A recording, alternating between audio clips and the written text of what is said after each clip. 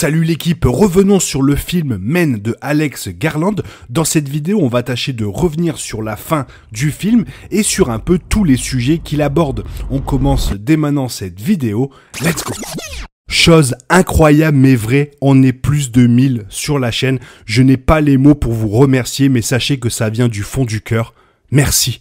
Quant à ceux qui hésitent encore, abonnez-vous, c'est gratuit. Merci d'avance, merci. Écrit et réalisé par Alex Garland, Men suit Harper, une femme qui part en vacances à la campagne et qui est confrontée à beaucoup plus de peur et d'horreur qu'elle ne l'avait peut-être envisagé. La fin de Men a vu Harper faire face aux nombreux personnages de Rory Kinnear alors qu'il se transformait, donnant naissance à plusieurs versions de lui-même avant de finalement prendre la forme de James, le mari décédé de Harper. Dans les derniers instants du film, Riley s'arrête à la maison pour trouver Harper à l'extérieur, ensanglanté après avoir vécu l'une des pires nuits de sa vie. La fin de Men est ambiguë et peut être vue de manière très différente, tout comme les autres aspects du film. Voici la fin du film expliquée, enfin on va essayer, y compris ce que le pommier symbolise et pourquoi les hommes donnent naissance à différentes versions d'eux-mêmes à la fin. Tout au long du film, Harper interagit avec plusieurs personnages et il est probable que Geoffrey, Samuel, le policier, etc. sont tous réels. Cependant, une fois que l'histoire s'intensifie et que Harper réalise que l'homme nu qui a été arrêté a été libéré, les choses deviennent vraiment flippantes. Dans sa maison de vacances, Harper est harcelé et agressé par tous les hommes du film sous une forme ou une autre. Au moment où la silhouette nue commence à donner naissance à diverses versions de lui-même et de James, il est possible que Harper les ait vus alors qu'ils n'étaient pas vraiment là.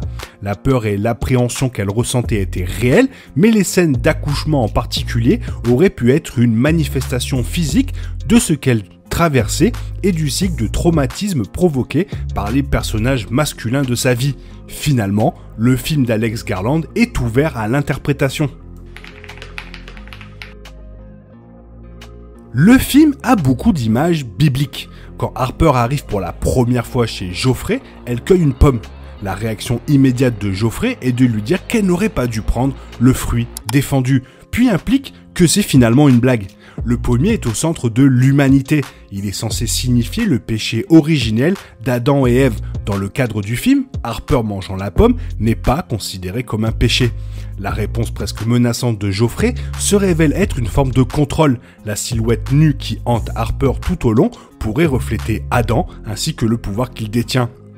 Dans le conte du Jardin d'Éden, Ève est tentée par un serpent de manger une pomme de l'arbre défendu. Et après qu'elle ait donné la pomme à Adam pour la manger, Dieu les bannit tous les deux du Jardin d'Éden.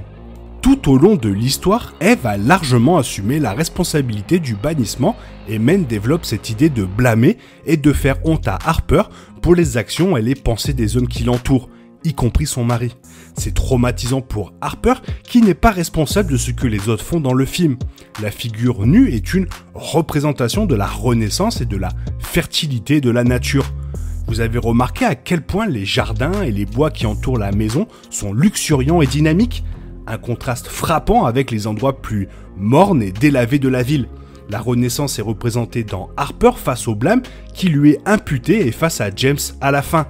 À la fin du film, Harper est moins terrifiée et apparemment pacifique, ayant affronté quelque chose dont elle ne voulait absolument pas discuter à la base. Harper est hantée par la mort de son mari et par le blâme qui lui est adressé. L'homme nu, qui se transforme tout au long de Men, est une représentation de ses sentiments qu'elle ne peut ébranler, des images et des souvenirs de la mort de James qui la suivent et de la façon dont les autres personnages la font souvent se sentir coupable.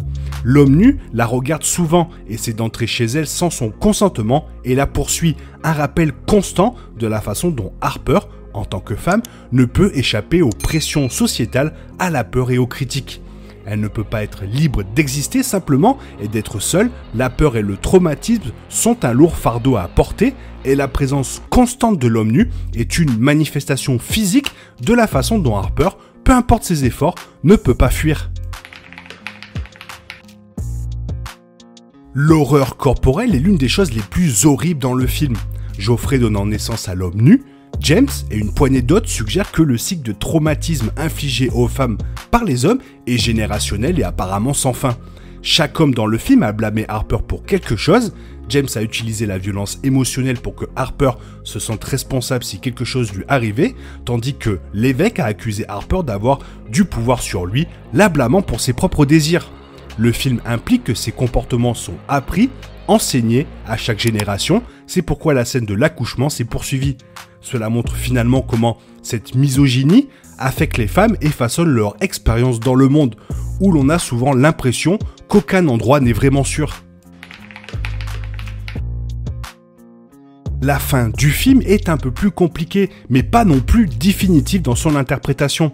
Harper a été accusée d'avoir poussé tous ces hommes à commettre des actes qu'ils n'auraient soi-disant pas commis sans elle. Ce sont aussi des accusations dont elle affirme ne pas se sentir coupable tout au long du film. Cependant, le fait qu'elle soit hantée par ce blâme suggère qu'elle y pense, du moins inconsciemment. La dernière prise de Harper, assise dehors dans le jardin, un sourire sur son visage lorsque Riley s'arrête, indique qu'elle a fait face à son traumatisme et qu'elle est ressortie de l'autre côté, moins chargée. Harper a dû affronter James à la fin, et bien que sa mort ne soit pas du tout de sa faute, il devait y avoir une partie d'elle qui y croyait. La société a tendance à blâmer les femmes pour la douleur, les actions et plus encore des hommes, alors elle en a peut-être assumé une partie après la mort de James. Se retrouver face à face avec lui à un moment crucial, après toute la terreur de la nuit, lui a donné un pouvoir et un contrôle sur la situation d'une manière qu'elle n'avait pas auparavant. Finalement, moi j'aimerais bien savoir ce que vous en avez pensé, donc mettez-le moi dans les commentaires si vous avez vu à peu près pareil que moi ou si vous avez vu vraiment autre chose. J'aimerais bien savoir, ça me ferait vraiment plaisir de vous lire.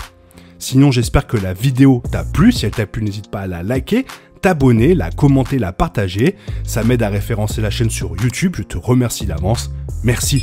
Je te souhaite une bonne matinée, après-midi, peut-être une bonne soirée ou un bon week-end. Bisous bisous, hasta la vista.